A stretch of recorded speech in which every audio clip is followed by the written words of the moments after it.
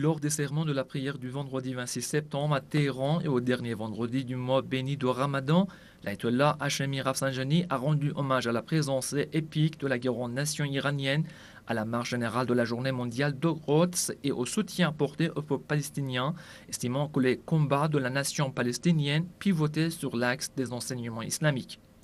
Il viendra un jour où les gouvernements occidentaux corrompus doivent répondre des souffrances qu'ils ont infligées à la nation palestinienne.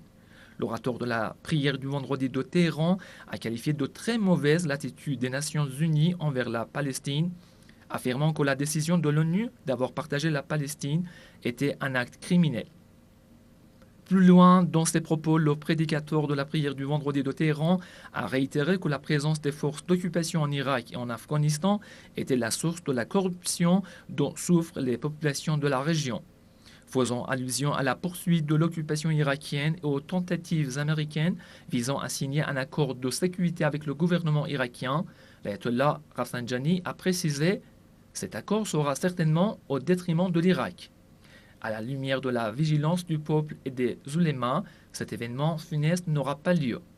Pour le prédicateur de la prière du vendredi de Téhéran, la présence des occupants en Afghanistan a été pire qu'en Irak, une présence qui s'est étendue au nord du Pakistan.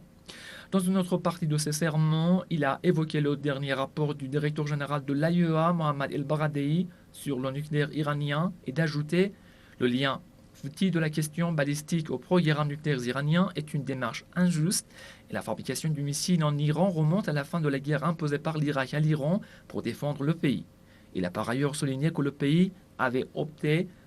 pour une diplomatie active et réfléchie censée répondre catégoriquement aux questions de l'Occident et ne pas permettre de fourvoyer l'opinion publique mondiale.